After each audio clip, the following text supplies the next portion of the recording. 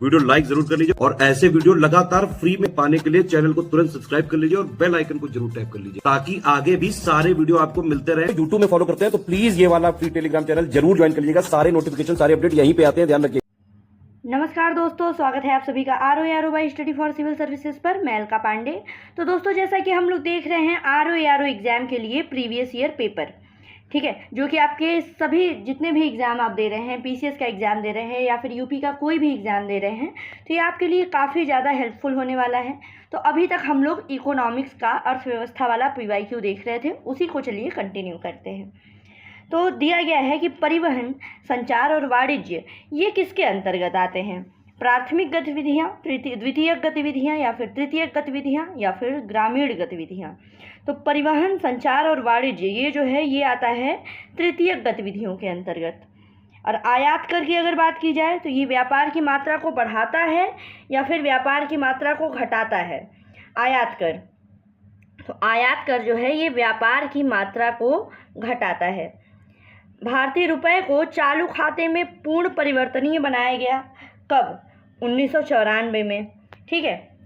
आगे बढ़ते हैं। दिया गया कि जीएसटी किस प्रकार का कर है? प्रत्यक्ष कर है, अप्रत्यक्ष कर है, वस्तुओं और सेवाओं के प्रकार पर निर्भर करता है या फिर उपरोक्त में से कोई नहीं? तो जीएसटी जो है ये अप्रत्यक्ष कर है। मुद्रा एवं वित्तीय मामलों में सरकार का वित्तीय अभिकर्ता सलाहकार कौन है? तो इसमें देखिए ये है आरबीआई। आरबीआई जो है ये वित्तीय अभिकर्ता और सलाहकार है सरकार का मुद्रा और इस वित्तीय मामलों में। अब शुद्ध निर्यात किसके बराबर होता है? शुद्ध निर्यात किसको कहते हैं? निर्यात गुणा आयात को, निर्यात और आयात जोड़कर, निर्यात में से आयात घटा करके या फिर केवल सेवाओं का निर्यात। तो शुद्ध निर्यात होता है निर्यात माइनस आयात, ठीक है। आगे बढ़ते हैं। उत्पादक कीमत सूचकांक मापता है, ठीक है। उत्पादक कीमत सूचकांक ये मापता है उत्पादित वस्तुओं और सेवाओं की कीमत के औसत परिवर्तन को, ठीक है। औसत परिवर्तन को मापता है, ठीक है, ना कि मामूली परिवर्तन, ना ही कुल परिवर्तन। ये उत्पादित वस्तुओं और सेवाओं की कीमत के औसत परिवर्तन को मापता है। फिर है निम्नलिखित में से कौन सी एजेंसी भारत से कृषि सामानों के निर्यात में सम्मिलित नहीं है, यानी सहभागी नहीं है? नेफेड है, ठीक है, स्टेट ट्रेनिंग कॉरपोरेशन भी है, एमएमटीसी भी है, लेकिन इफ़को नहीं है। इफ़को नहीं है, ये कृषि सामानों से नहीं संबंधित है, आपको पता होगा ये उर्वरक वगैरह से संबंधित है। आगे बढ़ते हैं। स्टॉक एक्सचेंज में निम्नलिखित में से कौन सट्टेबाज नहीं है? दलाल, तेजड़िया, मंदड़िया या फिर स्टैग? तो स्टॉक एक्सचेंज में सट्टेबाज नहीं होता है दलाल, ठीक है। आगे बढ़ते हैं। अगला सवाल है, कार्यक्रम है और शुरू होने का वर्ष है। इंपॉर्टेंट लिस्टिंग है, हो सकता है रिपोर्ट ये जो है लिस्ट जो है रिपीट हो जाए एग्जाम में। तो देखिए, स्वर्ण जयंती ग्राम स्वरोजगार योजना ये आई 1999 में। फिर स्वर्ण जयंती शहरी रोजगार योजना 1997 में। फिर जवाहर रोजगार योजना 1989 और ग्रामीण स्वास्थ्य मिशन ये सबसे लेटेस्ट है 2005 का। तो याद रखिएगा, जवाहर वाला सबसे पहले आया था, जवाहर वाला सबसे पहले, फिर 97 में आया शहरी, 97 में आ गया शहरी और 99 में आ गया ग्रामीण, ठीक है, 99 में ग्रामीण आ गया। आगे बढ़ते हैं। निम्नलिखित में से किस भारतीय पंचवर्षीय योजना में सभी विकासात्मक प्रयासों के सार के रूप में मानव विकास को मान्यता दी? ठीक है, तो ये है देखिए 8वीं पंचवर्षीय योजना। जितनी भी पंचवर्षीय योजनाएं हैं, 5 ईयर प्लान्स, अगर आप लोग ये पीसीएस लेवल और समीक्षा अधिकारी का एग्ज़ाम दे रहे हैं, 5 ईयर प्लान जो है बड़ा इंपॉर्टेंट है। जितने 5 ईयर प्लान हैं, कौन से विकास मॉडल पर और किस एरिया में ज़्यादा जोर दिया गया, उसको ज़रूर याद कर लीजिएगा। 1 से 2 सवाल फिक्स हैं। फिर आगे बढ़ते हैं। अब है ये सवाल है, देखिए, जीएसटी परिषद की अध्यक्षता संघीय वित्त मंत्री करते हैं। बात तो बिल्कुल सही है। और केंद्र के राजस्व या वित्त के प्रभारी राज्य मंत्री इसके एक सदस्य होते हैं। दोनों ये स्टेटमेंट सही है। फिर जीएसटी परिषद कर से छूट वाली वस्तुओं के निर्णय करेगी और नया नीति कर का निर्धारण करेगी, ठीक। और राज्य सरकारों के पास वैट उगाही का विकल्प होगा, गलत। तो 1 और 2 ही सही है। आगे किसान क्रेडिट कार्ड के बारे में लगभग हर बार पूछा गया है कि किसान क्रेडिट कार्ड योजना वर्ष 2001 में शुरू की गई, ये तो गलत हो गया। अब आप लोगों के लिए सवाल है, कमेंट बॉक्स में मेंशन कीजिए कि किसान क्रेडिट कार्ड योजना कब आई थी।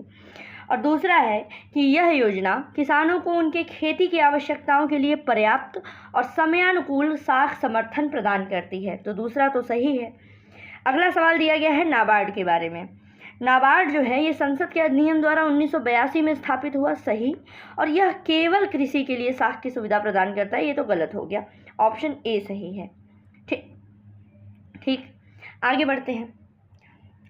अगला सवाल दिया गया कि सूक्ष्म लघु एवं मध्यम उद्यम विकास अधिनियम यानी MSMED ये कब पारित हुआ था?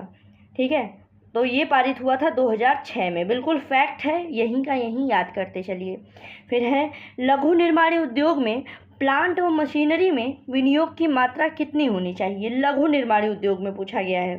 तो इसमें देखिए जो विनियोग की मात्रा होगी वो 25 लाख से ऊपर होगी, लेकिन 5 करोड़ से कम होगी। 25 लाख से लेके 5 करोड़ के बीच में। उपभोक्ता सहकारी भंडार स्थापित किए जाते हैं सदस्यों के द्वारा। ठीक, आगे बढ़ते हैं। फिर से सूची 1 का सूची 2 से मिलान करना है। टैक्स है तो कैपिटल गेन टैक्स जो है ये संपत्ति विक्रय से संबंधित है। ठीक है, सेंट्रल एक्साइज ड्यूटी जो है ये संबंधित है फैक्ट्री निर्मित वस्तुओं पर। कस्टम ड्यूटी है आयात से संबंधित, और कॉर्पोरेट टैक्स लगता है आय पर। ठीक है, तो ये याद कर लीजिएगा, ये भी इम्पॉर्टेंट लिस्ट है। सेबी अधिनियम कब पारित हुआ था? सेबी अधिनियम पारित हुआ था 1992 में, रट लेना है। फिर से देखिए सवाल आ ही गया कि किसानों के लिए किसान क्रेडिट कार्ड योजना लाई गई थी। कब लाई गई थी? ये लाई गई थी 1998 से 1999 में। ठीक है, इम्पॉर्टेंट है बहुत ज़्यादा। निम्नलिखित में से कौन सी 2 दाल वाली तलहनी फसल है? 2 दाल वाली। अलसी तो है नहीं, सूरजमुखी भी नहीं है, लोबिया भी नहीं है, लेकिन सूरजमुखी, मूंगफली है। 2 दाल मतलब कि आप जब उसको छीलते हैं तो देखिए 2 पार्ट में डिवाइड हो जाता है। ठीक है, आगे पीली क्रांति किससे संबंधित है? तो पीली क्रांति जो है वो तिलहन से संबंधित है, तिलहन से। आगे बढ़ते हैं। अगला सवाल देखिए बहुत ही सब फैक्चुअल है कि राष्ट्रीय केला अनुसंधान केंद्र कहाँ पर है? तो ये स्थित है त्रिची में। फिर कृषि क्षेत्र का शीर्ष बैंक कौन सा है? तो कृषि क्षेत्र का शीर्ष बैंक है नाबार्ड। ठीक है, नाबार्ड के बारे में आपको जितनी भी जानकारी पता हो सब बताइए। हेडक्वार्टर कब है, इस्टेब्लिशमेंट कब हुआ था नाबार्ड का? ठीक है, इसको कमेंट बॉक्स में मेंशन कीजिए। आगे भारतीय पेटेंट कानून कब लागू हुआ, कब शुरू हुआ था? तो ये शुरू हुआ था 1972 में, भारतीय पेटेंट कानून। फिर अगला है भारत में विशेष आर्थिक क्षेत्र यानी सेज नीति कब घोषित की गई? ये घोषित की गई थी अप्रैल 2000 में। याद कर लीजिएगा, बिल्कुल फैक्चुअल है, रिपीट हो सकता है आपके एग्जाम में। वर्ल्ड ट्रेड ऑर्गेनाइजेशन कहाँ पर स्थित है? तो इसका हेडक्वार्टर है जिनेवा में। अगला सवाल कि भारत में दीर्घकालीन राजकोषीय नीति की घोषणा किस मंत्री के द्वारा की गई, किस वित्त मंत्री के द्वारा की गई? तो ये थे वीपी सिंह। आगे बढ़ते हैं। अगला सवाल है कि 2000 में सूक्ष्म एवं वित्त संस्था यानी माइक्रो फाइनेंस इंस्टीट्यूशन निम्नलिखित में से किसकी सिफारिश पर स्थापित किए गए? तो याद करिएगा, जो माइक्रो फाइनेंस इंस्टीट्यूशन है ये स्थापित किए गए थे मालेगांव समिति की सिफारिशों पर। अब प्रतिरक्षा बैंकिंग क्या होती है? प्रतिछाया बैंकिंग क्या होती है? प्रतिछाया बैंकिंग होती है कि जब गैर बैंकिंग वित्तीय संस्थाओं यानी NBFCs के द्वारा वित्तीय या अन्य गतिविधियों को संपन्न कराना, ये होता है प्रतिछाया बैंकिंग। ठीक है, चलिए कुछ सवाल और देख लेते हैं। तो निम्नलिखित में से कौन सा प्रत्यक्ष कर है? विक्रय, एक्साइज, कस्टम या फिर संपदा? तो संपदा कर जो है ये प्रत्यक्ष कर है, बाकी सब अप्रत्यक्ष हैं। फिर है पेमेंट ऑफ ग्रेच्युटी एक्ट 1972 के अनुसार ग्रेच्युटी भुगतान की अधिकतम सीमा क्या है? तो ये है 10 लाख रुपए, याद रखिएगा। फिर पैन के आरंभ में 5 अंग्रेजी अक्षर होते हैं जैसे AFZPK। ठीक है, इसमें ये पैन नंबर दिया गया है, इसमें P क्या दर्शाता है? इसमें P दर्शाता है पर्सनल यानी व्यक्तिगत। ठीक है, अब अगला है कथन और कारण दिया गया है। आपको कथन दिया गया है कि शहरी गरीबी की जड़ जो होती है वो ग्रामीण क्षेत्रों में होती है। बिल्कुल सही बात है। और ग्रामीण क्षेत्रों में शिक्षा का स्तर निम्न होता है, तो ये भी एक कारण है। ठीक है, तो इस प्रकार दोनों सही हैं और आर जो है वो ए का सही स्पष्टीकरण नहीं है। ठीक है, एक कारण है, पूरा 100% रिस्पॉन्सिबल थोड़े है। शिक्षा का स्तर निम्न होना ये शहरी गरीबी का कारण नहीं है, लेकिन स्टेटमेंट दोनों सही है। आगे, भारत में गरीबी का स्तर निर्धारित होता है घरेलू उपभोक्ता के व्यय के आधार पर। ठीक, आगे बढ़ते हैं। Water prevention and control of pollution cess act लागू कब किया गया था? तो ये सेस एक्ट लागू किया गया था 1977 में। मूंगफली मुख्य फसल कहाँ की है? तो ये फसल है मुख्यतः गैम्बिया की। हमारे देश में कितने एग्रो इकोलॉजिकल क्षेत्र हैं? तो हमारे देश में कुल 20 एग्रो इकोलॉजिकल क्षेत्र हैं। ठीक है, आगे बढ़ते हैं। अगला सवाल, निम्न में से कौन सा एक संवैधानिक निकाय नहीं है? ठीक है, संवैधानिक निकाय मतलब क्या है? जो कि आपके कॉन्स्टिट्यूशन में मेंशन है। तो वित्त आयोग है, आर्टिकल 280 आपने पढ़ा होगा। योजना आयोग, लोक सेवा आयोग आपने पढ़ा होगा 315, चुनाव आयोग आपने पढ़ा होगा। ठीक है, लेकिन योजना आयोग जो है ये संवैधानिक निकाय नहीं है, ये एक एक्ट के थ्रू आया था। फिर आगे, निम्न में से किस एक से समावेशित विकास को बढ़ाने की आशा नहीं की जाती है? ठीक है, ग्रामीण विकास से हो जाएगी, कृषि विकास से हो जाएगी, कृषकों को पर्याप्त साख से हो जाएगी, लेकिन राष्ट्रीय आय की ऊंची वृद्धि दर जो है ये समावेशित विकास को बढ़ाने की आशा इससे नहीं की जा सकती है। आगे, निम्न में से कौन सा एक वित्तीय समावेशन की प्रक्रिया की सफलता में बाधक है? वित्तीय समावेशन की प्रक्रिया की सफलता में बाधक निम्न आय भी है, निरक्षरता भी है और बैंक शाखाओं का अभाव भी है, उपर्युक्त सभी। आगे बढ़ते हैं। विकास का भारतीय मॉडल किसके हितों की सुरक्षा करता है? तो ये जो विकास है हमारे देश में ये व्यक्ति और राज्य दोनों के हितों की सुरक्षा करता है। फिर भारत में गरीबी अनुमानों का आधार क्या है? तो ये है परिवार का उपभोग व्यय, मैंने पहले ही बता दिया था। आगे, गरीबी रेखा से नीचे जीवन यापन करने वाली जनसंख्या के अनुमान के नए मानक निर्धारित करने के लिए भारत सरकार ने एक समिति गठित की थी। उसके अध्यक्ष कौन थे?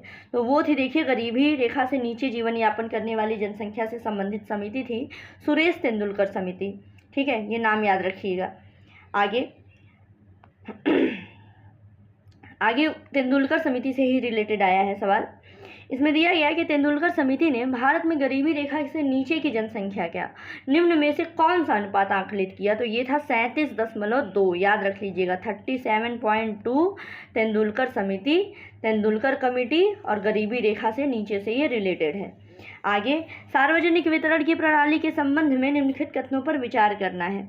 ठीक है, सार्वजनिक वितरण प्रणाली, इसका उद्देश्य था सब्सिडाइज्ड कीमतों पर आवश्यक वस्तुओं को प्रदान करना। बात तो सही है, यह कीमत सहायक कार्यक्रम की तरह प्रारंभ किया गया, ये भी सही है।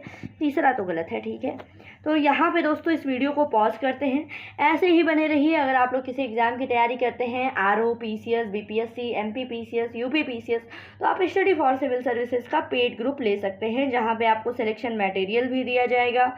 ठीक है, पेड क्विज भी दिया जाएगा, टेस्ट सीरीज भी कराई जाएगी। बस पढ़ते रहिए। God bless you all. Thank you so much.